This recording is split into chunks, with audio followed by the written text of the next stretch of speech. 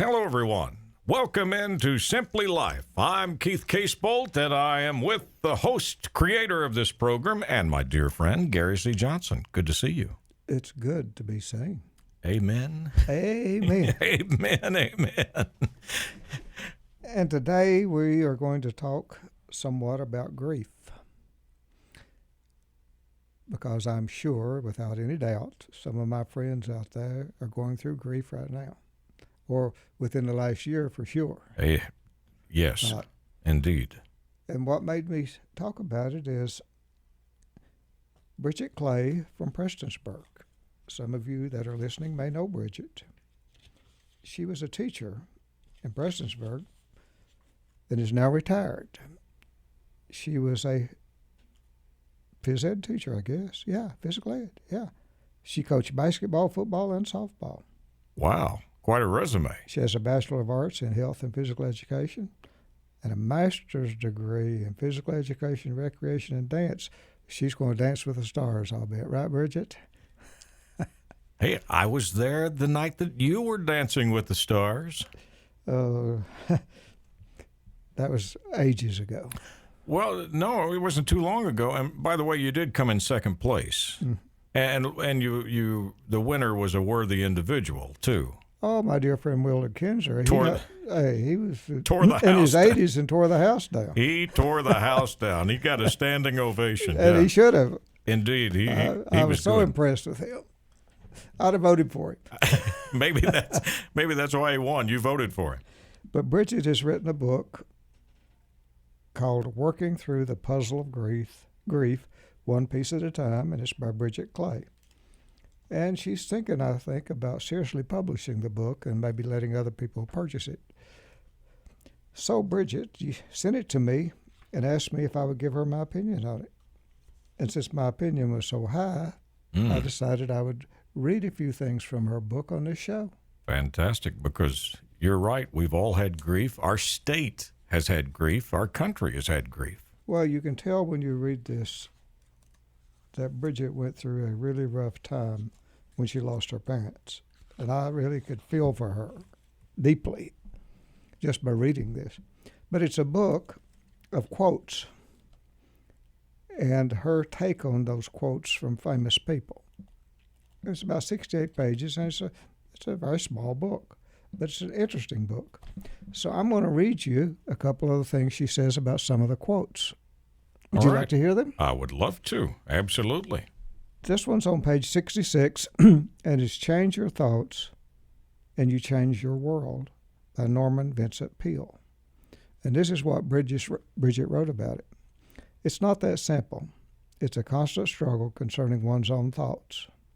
When you are depressed and wake up with a certain sadness that lingers throughout your day if you allow it, you literally have to fight for your life. You know that you can do the things to make yourself feel better, but when your energy doesn't show up, you really have to battle within yourself. When you have days like this, do what you can. Anything positive will make a difference. You ask yourself the question, why do I feel this way? Then your mind goes into overdrive trying to find the answer. Then you are stuck in your head and you live there all day long. Even things that bring you happiness are out of reach. It's like you want to feel better, but somehow you are lost to it. Nothing seems to matter, but you have to continue to fight. You sloth through your day and realize that the only thing you can do to make yourself feel better is to change the way you are thinking. You have to say goodbye to the sadness and the anger.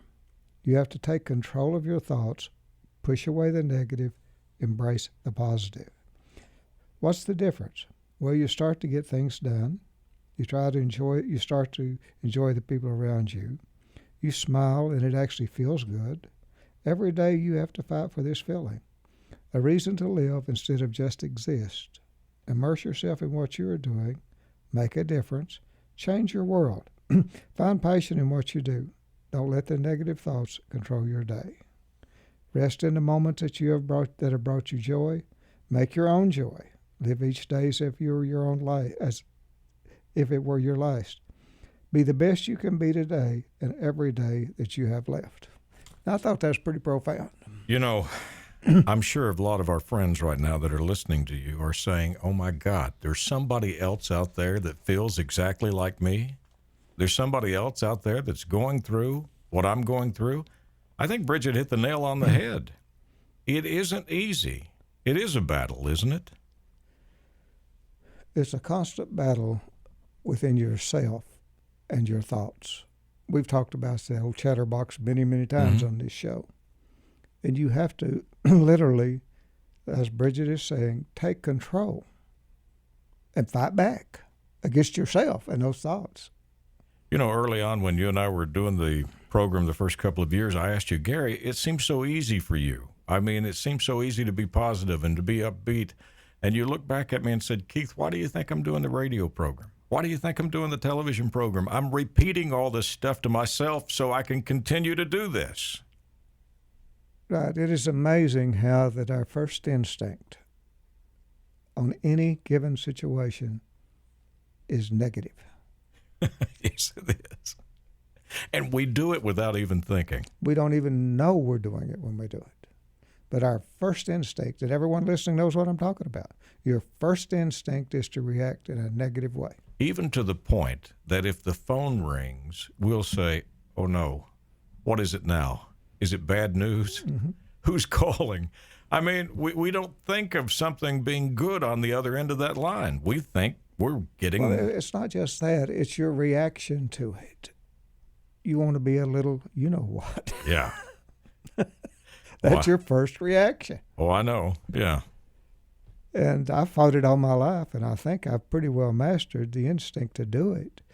But that doesn't keep it from popping in your head. But even with you, it sneaks up on you sometimes. Sometimes it happens, and you have to catch yourself and say, I didn't even realize that it had happened.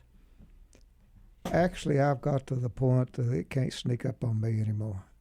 You're too on guard. I'm on guard, and I take my time.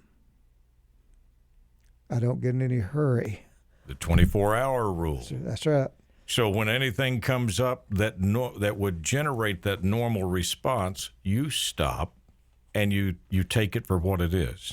As I say, stop, look, and listen. I stop. I really do. Isn't it amazing how that works?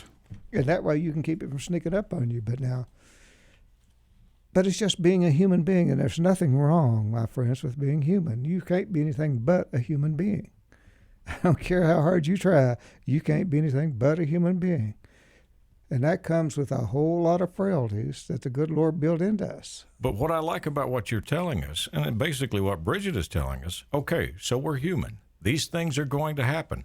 Now let's talk about how we deal with them. Right, and that's exactly what she's saying. I got another little quote that I think I need to read for you, and Bridget's response to it. It's with a new day comes new strength and new thoughts. Eleanor Roosevelt. Great lady. In the midst of taking care of my mother, who suffered from Alzheimer's, I read quotes daily. It renewed me, and I did find strength from it to keep going forward. You can't prepare for illnesses. They happen. Life goes on. But for you, it seems to stand still. That's when you have to draw on your inner strength to keep pushing forward. None of us know how we will react until we're faced with these situations. The only thing you can do is treat that person the way you hope someone will treat you. With Mom's illnesses, the days were long. Sleep was the only barrier that allowed me to keep going. Each new day, I found the strength and courage to help my mother as best I could. Somehow your strength is renewed for the day to come. With the Lord's help, you will find a way to keep pushing on. Now, here's the thing you got to say about Bridget here, which is why I wanted to talk about her on this show. She suffered, and it's obvious, immensely with grief. Yet she worked her way through her grief and put something in writing to help others work their way through their grief. She's passing it on. Now that is a remarkable woman. Yeah. And my hat goes off to you, Bridget. I think it's remarkable that you would care enough to go to the trouble to go find these quotes and then talk about them and publish them so that someone else maybe can get some of the good out of those that you got as you were suffering through your grief. Yeah, she was Extraordinary. Thank you. Yeah, she was brave enough to face up to the grief and work through and find the solutions that helped her. And then she was compassionate enough to think about passing it on to other people that could use that same information. I'm going to read you one more. All right. From her book. It's on page 15, and it's a quote from Ralph Waldo Emerson. What lies behind you and what lies in front of you pales in comparison to what lies inside you. That's a great quote, isn't it? Isn't it? And this is what she had to say about it. What can you do about the past? What can you do about the future? All you have right now is the present. Life is a present. Too many people live in the past and get worked up about the future. Yesterday was today, 24 hours ago. What you choose to do today will be yesterday tomorrow. You have to seize the day. Each day of your life you have the choice to help yourself or others, or both. By helping others, you in turn help yourself. It will make you feel better. We all get knocked off our feet from time to time. It's how we react that tells us who we are, or should I say, who we want to be. We don't want to wallow in depression. We want to live life. All of us are afraid of dying, but without living without meaning, it's like being dead. We stumble along doing the same things, yet we expect things to change. We have to be that change. We have to challenge ourselves whether we feel like it or not. We have to get up off the couch and do something, or sadly, tomorrow will be just like today. You challenge a lot of people, a lot of our friends on this program to think. It is so obvious to me that Bridget has been thinking and thinking deeply and reading and studying and trying to learn to cope with things and then putting her own spin on it. Yep. That is fantastic. Well, there's one more that I got to share with you on page 65 of her book. Okay.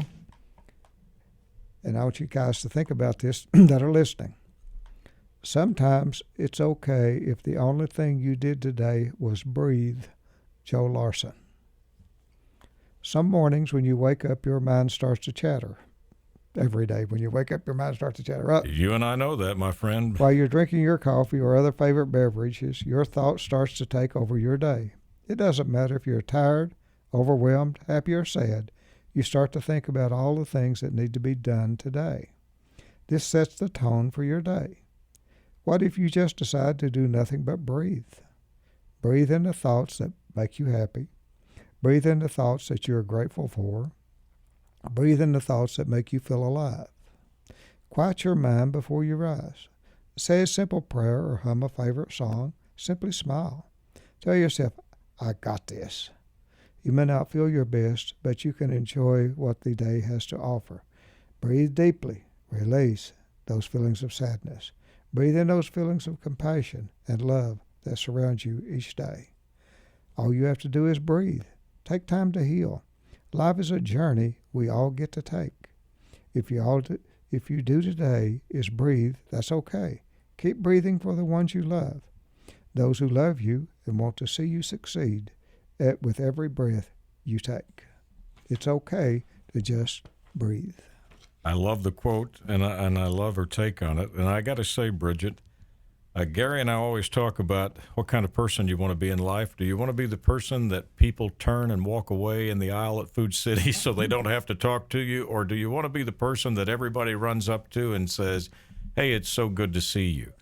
And from your book and from your take on grief and on life, I think it's safe to say, Gary, that Bridget is a person that we would all want to run down the aisle in Food City and say, it's so good to see you. I guarantee you that everyone she knows smiles and lights up when they see her coming. She is. Bet my last nickel on it. And you know, here's the whole thing about this. It's so obvious that Bridget went through a lot of grief. But instead of being in the grief and stuck there, she found a way out and now is trying to help other people find what she's found. Now, you mentioned at the beginning of this program, she has published the book, or she's thinking about publishing the book. She's thinking of she's published it, but she's not really tried to do anything with it. As the way I can tell it. And she wanted me to look at it and give her my thoughts on it, and I did. I think it's a great little book, and I think she ought to share it with people. I think it would be a travesty not to put it out where other people could have the book, read it, and study it. I agree with you 100%. And that was my thoughts that I gave her when I read it. Okay, here's another one that I've got to read to you, because we're talking about grief and happiness and trying to get through life, and I forgot about this one. It's on page 50. A fellow by the name of Frederick Ahmed. This is his quote. "It is too dangerous to abandon oneself to the luxury of grief. It deprives one of courage and even of the wish of recovery." That is true. And it is. It's dangerous to abandon yourself to grief. There was another little quote in here that went hand in hand with that, and if I can lay my hands on it, I will read it to you folks before I read about what she said about that. And basically what the gentleman was saying was that grief will consume you. It will, absolutely, and that's what she was trying to say, because it almost consumed Bridget. And she fought her way out of it, and she's trying to give back now to let people understand that you don't have to give in. Life is for the living, I think, is what she's saying, and you can work your way through it. And Gary, it would be safe to say, because we're talking about losing loved ones, if we could get any advice from the loved ones that have passed on, I'm sure they would tell all of us, smile and live your life and be happy. Enjoy those days you have. Don't make the mistakes I made. Live. Every second of it. Yeah, I think every one of their loved ones that's passed on would say that. I think Gary and I have got a common goal that when the day does come, we want them to stretch our dash out between the two dates just to show that we tried to do the best we could to take advantage of right. it. We want our dash to be at least a foot long, right? Yeah, make the dash about a foot long between the dates and say, well, he kind of stretched the dash as long as he could. Yeah. And remember, in the book, The Prophet by Khalil Gibran, he talks about joy and sorrow. And to a certain extent, that's what Bridget is talking about here. The sorrow you feel is equal to the joy you had from having the person in your life. It is so true. And and the more grief you have, the more joy you've lost. And, somebody told me that once years ago, and it helped me get through something. But if a person has this little book and they get into their grief, there's some good stuff in this book on these quotes. And it's all it is. It's her take on quotes from other people. So, Bridget, thank you for sharing this book with me. And I've now shared it with a lot of other people, I hope. Well, one thing that you always encourage us to do is to be kind to people and to give them a good word. Another thing I was thinking of as you were reading this, I bet you there were a lot of close people around Bridget that didn't know that she was going through this grief. Maybe she hid it. Maybe she masked it. I don't know. But maybe she tried to be up bubbly in front of people. But it's always important to give a word of encouragement to anyone, because we never know what anybody is going through, do we? No, you don't. You can get a real good feel if you read all of these quotes and what Bridget had to say about them, of the absolute pain she went through with her grief. You can actually feel it. Well, the comment that she made about the only escape or rest was sleep. I mean, when you go back to that comment, that means every waking minute there was grief being felt over the situation. And there is no greater pain than psychic pain. A broken bone, you can take you a few lower tabs and get through it or whatever.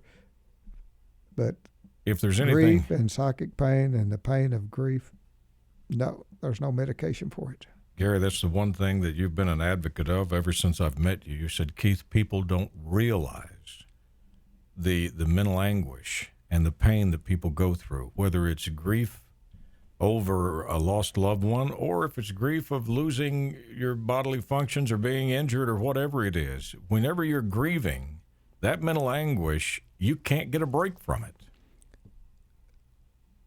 There's a whole lot more people with problems than we think they are. People have stress and anxiety. They try to hide it. They're ashamed of it. Yeah. But there are an immense number of people, and there's a bunch of people probably listening to the show right now, that you're suffering from anxiety. Well, and is that because as a society, especially in our region, we always told people, oh, if you're depressed or you're pull your big boy pants up and get on with it. You're all right. You don't have any problems. If you watch the news, you will be anxious. Or if the news that's really not news or whatever it is, Right. you will be anxious. Right. You will wonder about the future. You'll wonder about the future of your grandkids and your kids. You will be anxious. Without a doubt. Without a doubt. There is nothing comforting about any of the news right now. So watch a little bit of all three of the networks and then make your own decision to not watch any of them. I would, I always go to Gary for advice, and I told Gary, I said, the news, it's just troubled me. I'm worried to death. And Gary said, what do you really like watching? I said, I like watching Andy Griffith. And Gary said, well, then watch Andy Griffith and stop watching the news. If that's what brings you pleasure, watch it. There's not a thing on the news you can do a thing about. Nothing. Other than to get anxious about it. Nothing at all. Now, if you've got a plan on what you can do about it, go ahead and watch it. The only thing we can do is what Bridget put in her book. Live today. And try our best to be happy every moment that we can be. And go forward with things. And never look back. Go forward. It is great advice. The title of the book is Working Through the Puzzle of Grief, One Piece at a Time. And it's like 68 quotes and her take on them from famous people.